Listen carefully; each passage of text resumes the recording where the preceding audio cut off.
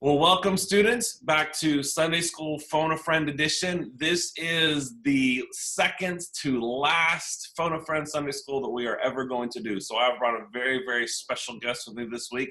This is Anna Birks. Anna, thank you for joining us. It's good to be here. I'm excited to be here. Well, it's even more exciting for me that you're doing this digitally and not actually in person because, students, this is my sister. And so this way you can't bombard her with embarrassing questions about me. Like it's like I have a controlled environment and you can't take over. No, but seriously, I love my sister very deeply. She has given me the three greatest nieces and nephews that a man could ever have.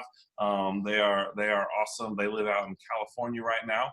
So a little bit of time change, but anyways, we're excited. We're excited with what we're gonna get to do today. So Anna, our topic for Sunday School this morning is going to be food and the Bible. That's kind of what we're gonna dive into. So just our first question here to kick us off and get us started. Why has food been something that you've been thinking about differently? So I feel like first people are going to say, well, it's because you live in California and everybody is, organic and whatnot there. But that's actually not true. Maybe that influenced me. But I have learned really in the past, some of it in the past 5 years, some of it in just the last 6 months, that really I have had three what I would consider idols with regards to food and or my body and just that kind of thing. And so we'll talk a little bit more about idols later, but I wanted to tell you first what my three idols have been, and then just briefly how God healed me from those using different people, different scriptures, and different things. So the first one, when I was a teenager, starting, I think in 8th grade, just as far back as I can remember, I always thought that I was fat. Nobody told me I was fat. I had really good friends. I was athletic. I played soccer. I played volleyball. I did weightlifting with my friends. So there was no reason for me to think this. We ate healthy foods, but that was in my mind. And that shaded everything that I did. It shaded how I got dressed in the morning, how I thought about myself, how I thought everyone else was looking at me. And that continued on into college. And in college, at least where I went, it was an all-you-can-eat buffet all the time. And I had this number in my head that I had got in my head around 8th grade of what weight I should be. And I got farther and farther away from that number. And so that just every day, I thought about it every single day. And sometimes I would do crazy things like, well, I'm just going to eat an apple for lunch every day. Well, that doesn't anyone could tell you that that's not going to sustain you. But in my mind, that was going to fix the problem. And then I got married and we had this sense of freedom. We're adults now, so we can eat ice cream for dinner if we want to. We don't, everyone's been telling us to eat healthy. We don't need to do that anymore. And I got farther away from that number. And always thought that I wasn't healthy, that I wasn't that one number that I thought I was supposed to be. And so again, it was like these little crazy, I never did an extreme diet, but these crazy things like, well, maybe I'll just skip breakfast and eat water or drink water, or maybe I'll make smoothies, and nothing ever really changed. Then a couple years after being married, I got pregnant and I was terrified. I am going to blow up. And I asked my husband, are you going to still love me if I'm huge after I have a baby? And of course, in his mind, he knows who I am. He knows I'm not going to blow up, but he's, of course, saying, yes, I will love you no matter what. And so I went to that first doctor's appointment and they said I was healthy and they said the baby was healthy. And then I went to the next appointment and the same thing. They said I was healthy. The baby was healthy. I went and got all the blood work. They test your sugar. And I thought, for sure, I used to eat ice cream for dinner. I'm going to be pre-diabetic. I'm going to be diabetic. I'm not healthy. And everything came back. You're healthy, you're healthy, you're healthy. And then I had my son and I just was sobbing because I was so happy that I finally had a baby. And then also I heard God telling me, look what I did. Your I used your body to make this beautiful, perfect baby. The doctors have told you you're healthy. I'm telling you you're healthy. You can see that you are healthy. And miraculously, God completely took that away from me. And I have not gotten to that number that I had in 8th grade. I've had 3 children, so my weight has been a roller coaster because I've had more pregnancies. But that idea that I was fat, God completely took it away after I had my son. And it had to have been a miracle because I didn't do anything. I wasn't studying about it. I wasn't even really praying about it. I didn't realize that it had become an idol, that it was all that I had thought about. So I know that was a long story, but that was my first idol. The second one was after I had all my kids. Then I actually did start looking up healthy foods because I wanted to give them good nutrition. And it started to make me extremely anxious. I had read about nutrition. I knew that they needed vitamins and they need different fats and different vegetables and how am I going to feed them healthy food for every single meal? And I started planning and I started learning new recipes. And I remember telling Sam, my husband, I'm really proud of the food I'm putting forth, but it's really hard and it's really stressing me out. I don't think I can keep doing this. And he kind of echoed what I said. He said, I'm proud of you too. And I think it's wonderful. And I think that we are making an effort to eat healthy. We're not eating fast food every night. We're not eating Pop-Tarts every day for breakfast. You are cooking for them. So don't stress about it. Do what you know is right. And then around that exact same time, God also used my sister. My sister Rebecca came to town, and I was telling her about the things that I had read about how we should eat so many fruits and vegetables, but that we were kind of hungry all the time. And one of the things that was off my list at that time was rice. And that's a big filler. And Rebecca said to me, food is also supposed to make you full. Yes, it has vitamins and nutrients. And a lot of processed foods don't have that. But also something like rice was the meal we were talking about. It fills you up, it makes you full so that you can move on. And I mean, it was like a light in my head. I don't know why I hadn't thought about that, but it was like, oh yeah, food is supposed to make you full. Okay, we need to eat stuff that's going to fill us up. So we started eating rice again. We started eating some bread again, biscuits, all those, types of things. So in that instance, God used my husband and my sister. Again, I didn't realize that anxiety had become an idol, had become something that was ungodly until it was pointed out to me. So then the third one that I really did my whole life was I preventatively ate. So I'm going to take the kids to the park. I'm going to eat a whole bunch right now because what if I get hungry at the park? Sam and I, early on, before we had kids, actually got into a real fight, a real argument because of this. So we had planned on going on a date, and it was a lunch date, I think. So I didn't eat because we're about to go eat lunch. And Sam pulls up to a clothing store, and instantly I'm furious because I'm hungry. I ate breakfast. Sam knows I ate breakfast. It's lunchtime and I'm hungry. And now we're at a clothing store? Well, he had a very good reason for being at a clothing store. He needed some work clothes. He was going on a work trip, and it was going to take him, 15, 20 minutes.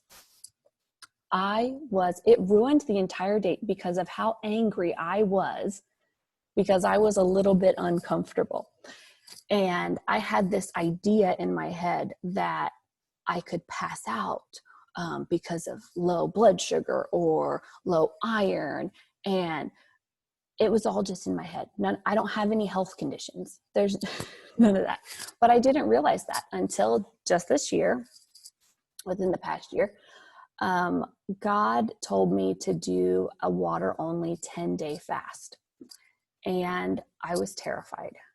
Sam and I had never fasted spiritually together. I had done one kind of little fast with a college friend, but never water only. And so a big part of me thought, my friends, my family, whoever has to know, they're going to think I'm crazy. but I really felt God telling me this multiple times. And so I finally told Sam, and he's wonderful.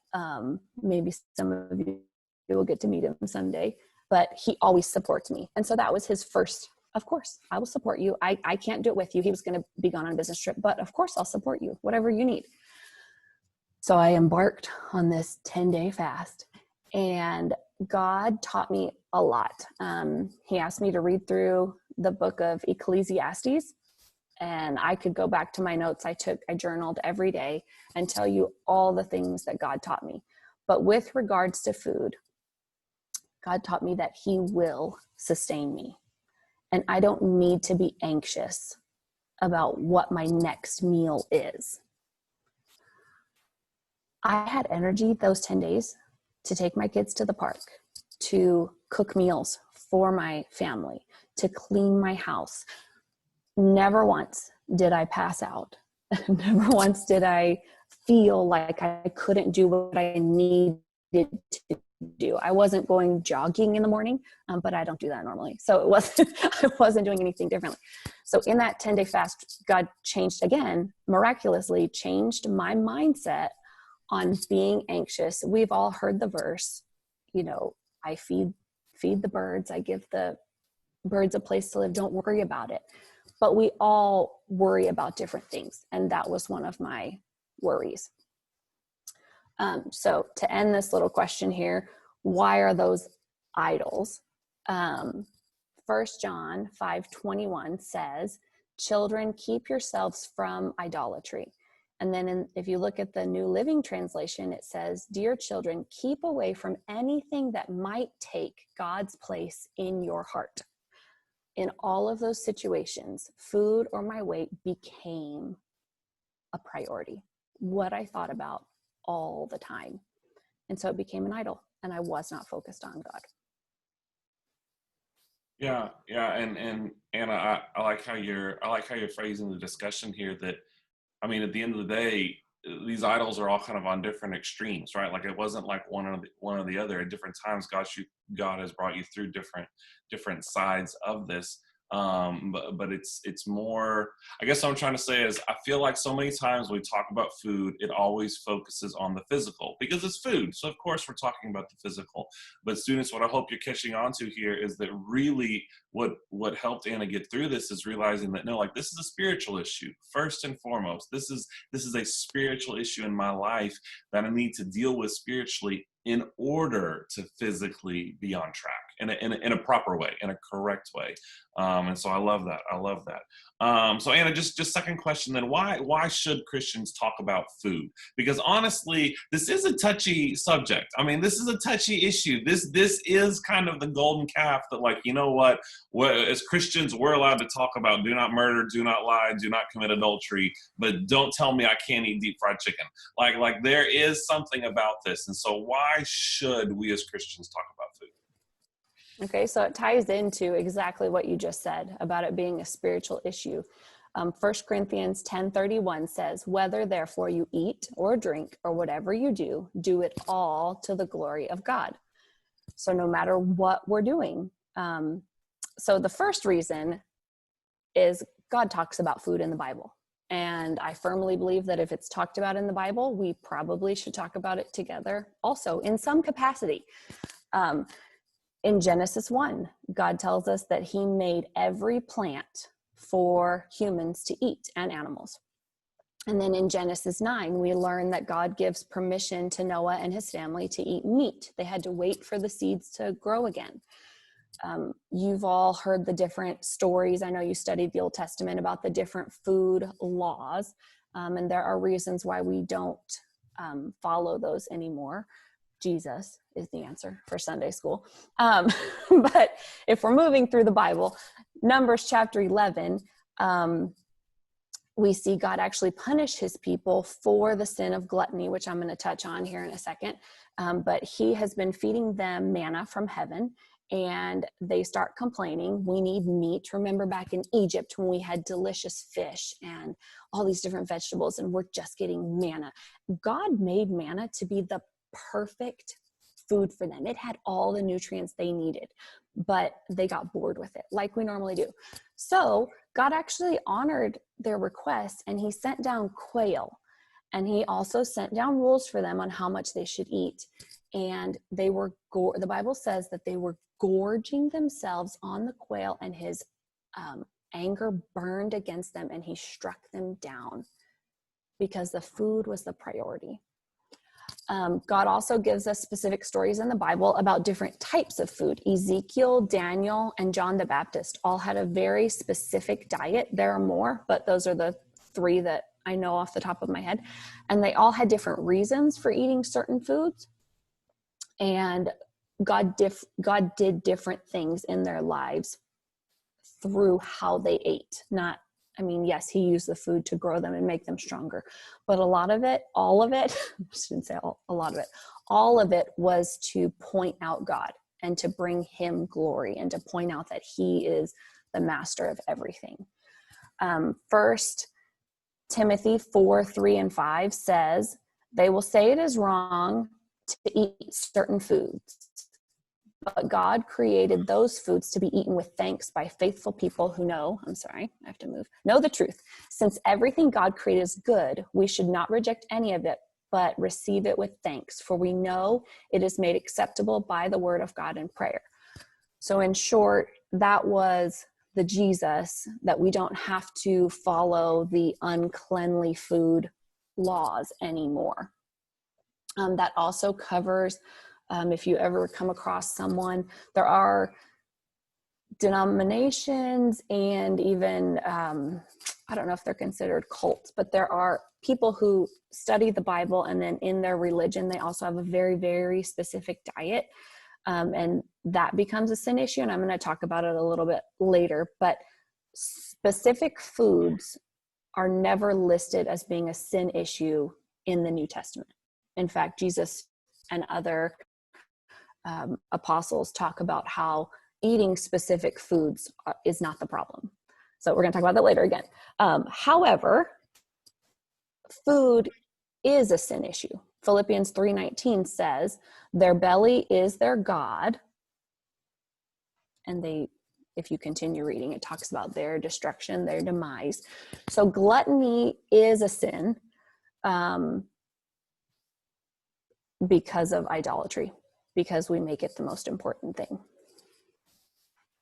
Yeah, and as soon as you could take that answer she just gave and apply that to so many different areas of life. Why should I talk about and then fill in the blank topic? Well, because the Bible does. And if the Bible discusses this issue, then students, listen, not only is that something we should be talking about, but it's also something that the Bible should guide our discussion about. And so, Anna, I love how you just laid that out, that really when we talk about food, we're not honestly having like a health expert debate or even a legalistic debate about, is it okay for me to eat pork? Is it okay for me to eat this? Is it okay for me to eat? No, and those are good discussions to have, but our foundation there is not fighting about specific types of food as much as it is this, once again, this spiritual issue of, is gluttony an issue for you? Has your stomach become your God? Is it replaced the place in your life that God's supposed to be filling? So absolutely, this is something that we should be talking about. Now, having said that,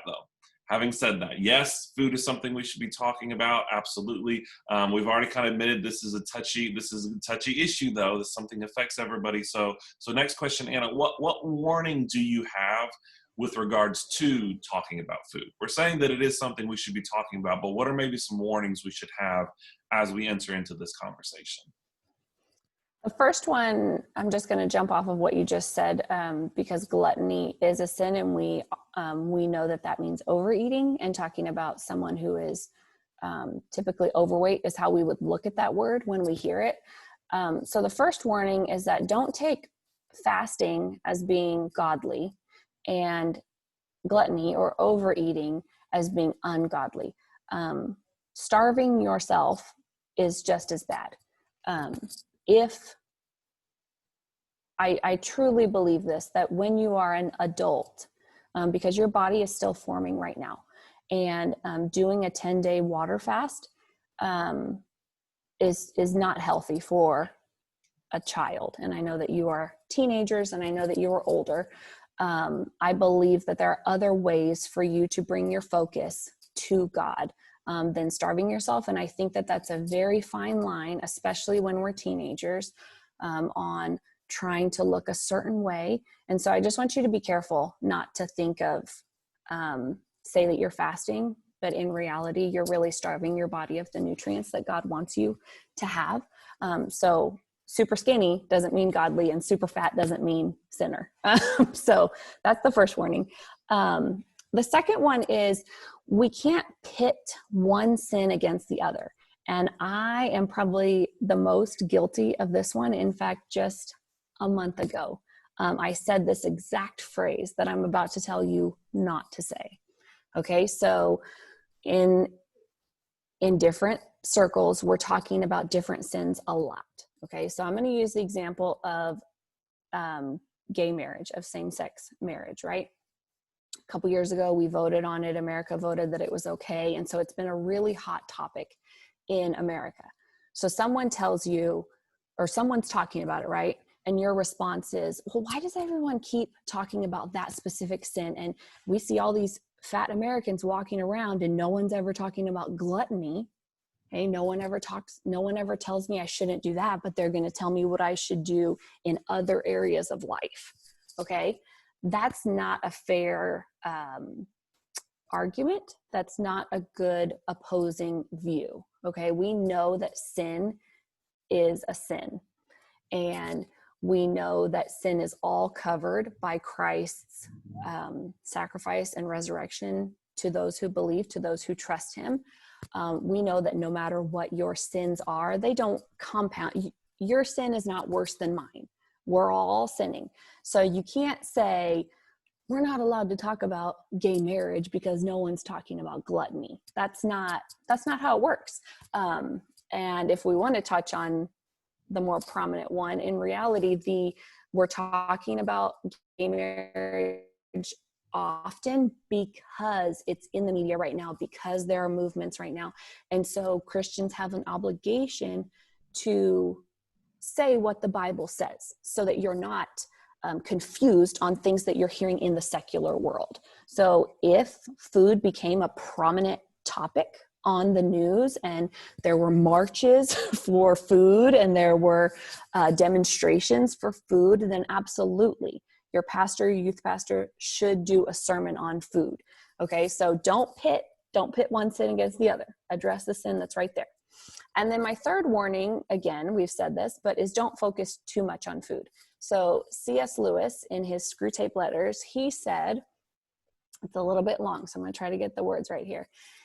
He says, how the persnickety old ladies, the kind who always turn aside whatever is offered and always insist on a tiny cup of tea, are just as guilty of gluttony, because they put their wants first, no matter how troublesome they may be to others. Health-conscious foodies beware. The problem of gluttony, according to Lewis, and he's a well-trusted Christian author, is not too much food, but it's too much attention to food. So we might say, in the broadest ethical sense, gluttony is using food that dulls us from the spiritual and distracts us from God. So I know that we're talking about food right now. I know you're going to be talking about it with your families and you're thinking about it, but it can't be the thing that you think about 24/7, or else it does become a sin for you. Yeah, and I think, students, I think each of those warnings are so strong. And I wish I had time just to respond to all of them, but I guess students, just what I want to say in response to that. The short answer is, it just comes back, y'all, to what she already said, is the spiritual issue. It's a spiritual issue. And I especially like that last one, because I've said it so many times with so many different things, y'all. Like, we can't fix one sin issue with another sin issue. right? And so we can't say that, oh, well, like it's okay for me to do this because they're doing that over there. Or I'm not going to talk about this because look at what this person is doing over here. Like we don't fix sin with more sin. And that goes back to that even applies to that first warning that she just gave y'all. Like as we're talking about food, please hear me, especially, I know guys struggle with this, but I know that a lot of you young ladies probably struggle with this even more. The last thing I would ever want to do is give you the impression that there's a certain way you're supposed to look, or a certain body type that you're supposed to have, or a certain weight that you're supposed to hit. That is, I love, Anna, that warning that you gave there, because that is not the point of this conversation at all. Because y'all, look, like she's saying, there are skinny people that food has still become their God, right? And there are overweight people that food has still become their God. And so that's not really the measure that we're trying to aim at here. But Anna, I think that all kind of leads us here to this fourth and final question. I mean, it culminates in it. So should we try to eat healthy? If we're talking about all these different sides and about how it's supposed to be spiritual and I'm not supposed to over-focus on it, but I am supposed to think about it like, okay, then just practically speaking, should we try to eat healthy? The tiny answer is yes, we should. There are a lot of Bible verses that point toward that. One being, be a good steward. God gave us all these different foods. He gave us this life. He gave us our health. We need to be a good steward of that. The 1 Corinthians 3 says our body is a temple of God. And I know that that's used for multiple of body related discussions and whether or not it's a sin. But we do want to take care of our bodies. The Bible talks a lot about asking for wisdom and having wisdom. And I believe that if we know that something is good for us and we fuel our body in that way, that's having wisdom. And then Galatians 5, the fruit of the Spirit of self-control. We are expected to show restraint and to have self-control. And God helps us with those things. And it's hard. Self-control is really, really hard. And it's really hard not to make it a God. And so, of course, being close to God is your number one, that's going to be your number one helper. Should we try to eat healthy? There's also the concept that's pretty prevalent in eating for comfort. And I think we probably all do it at some point. I used to have a bag of chocolate chips in my pantry and the kids were stressing me out. I'd go eat some chocolate chips. And, that really wasn't good because I was using food as a distraction. And then it was also causing me to gain weight and to be unhealthy, causing me to be distracted, all kinds of reasons. You might hear your parents or your aunts or uncles say, "Oh, I need a glass of wine." And we might feel like that. I mean, oftentimes we do feel like, "Oh, I just need a distraction." And that's not really what God intended for us. So we have to be careful with that. And then on a more, I feel like pertinent note as it relates to where we are right now with the virus, the big virus that's going around. It's pretty common knowledge if you study nutrition, just looking at the science side for a minute here, that foods like sugar and processed breads, cereals, that kind of thing, even dairy and meat, those are inflammatory to our bodies. And they will make you sicker if you get sick. You guys are about to go back to school, and I'm not saying that you're going to catch corona, but at some point in your life, you're going to catch something. You're going to catch the flu, you're going to get strep, you're going to get a head cold, you're going to catch something. And there are foods that will make you sicker. The foods that will heal your body are real foods, the foods that God made. If you think about what God made for us to eat, and you eat those foods, fruits and vegetables, your body will heal faster and your body will be more resilient.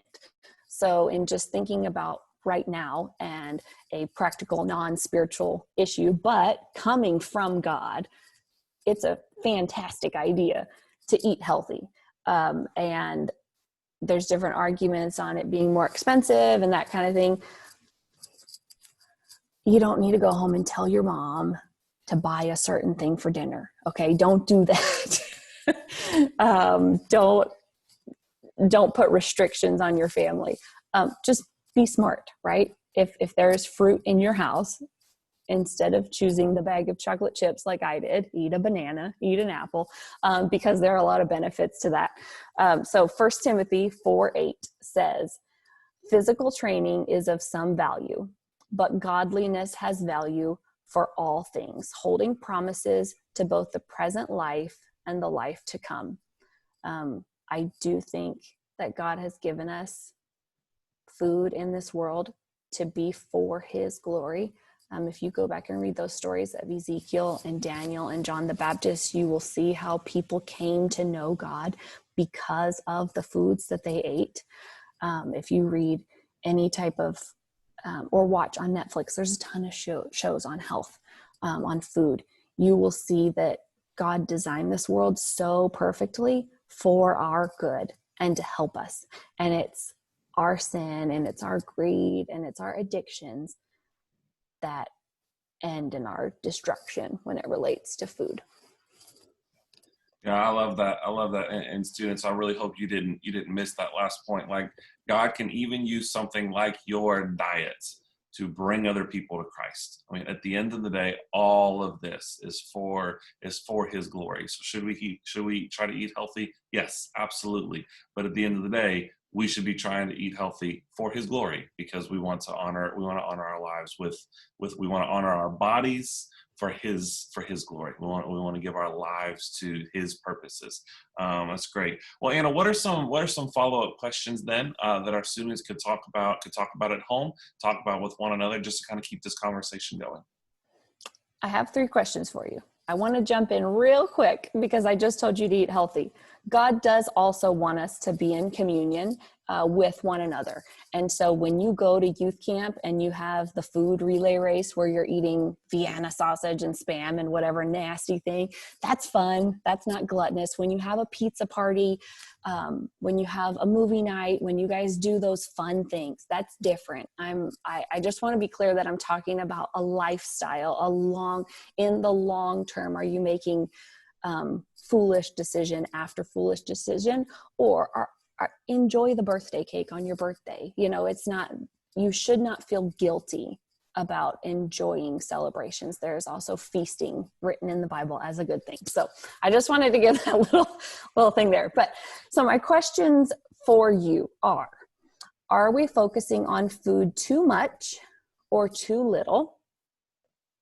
Number 2, do we consider health when we choose our meals, or do you just grab the quickest, the yummiest, the easiest thing? And number 3, how can eating healthier bring me closer to God? That's great.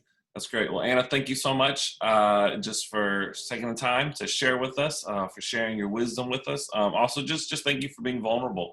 Thank you for being real. I mean, students, y'all been with me long enough to know that I really don't like having fake conversations. We like getting to the meat of things, and sisters kind of the same way. So, but just genuinely, thank you just for being real and for being honest with us and pointing us back to God. Well, students, we love you.